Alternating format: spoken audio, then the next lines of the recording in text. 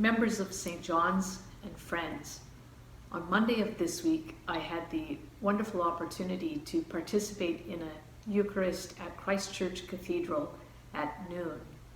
It was St. Andrew's Day, and our bishop had invited all the clergy of the diocese, as many as were able, to gather with him in person at our cathedral. I believe it was the first time since he was ordained bishop at the end of May for Bishop Parker to be together with so many of his clergy in one place. It was a very simple celebration, and it marked the anniversary of a number of ordinations, St. Andrew's Day being a frequent one to be set aside for the ordination of priests in our diocese.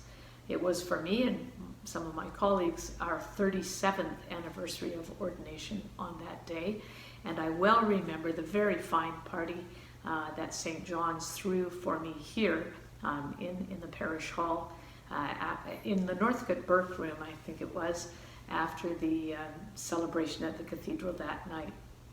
I want to share with you just one piece of advice that the bishop gave to his clergy and which I pass on to you. I think it is pertinent and sage advice for clergy and parishioners alike as we approach, as we move through Advent and approach the Christmas season. His advice was this: keep it simple. I don't need to tell you that many things are different this year, both in church and at home. So the advice going forward, keep it simple. It's absolutely okay that you don't do all the things that you've done in past years.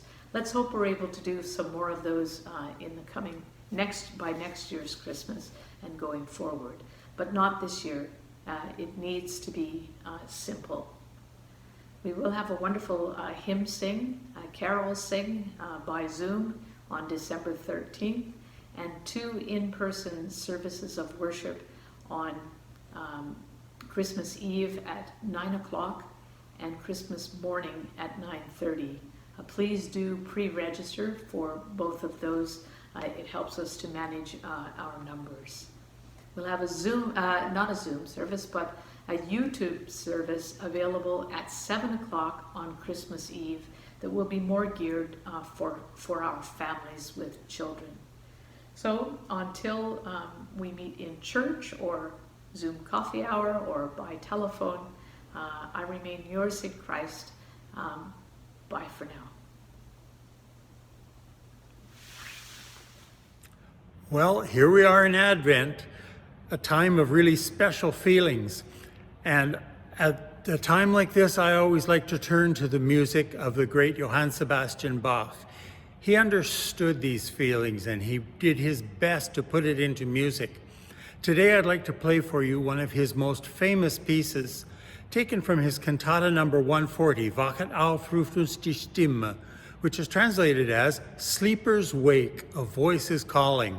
And the text of this cantata comes from the biblical story of the bridegroom and the watchman calling to people to be awake and to be aware and watch. This was originally written for chorus and orchestra, but later in his life, Bach transcribed it for organ alone.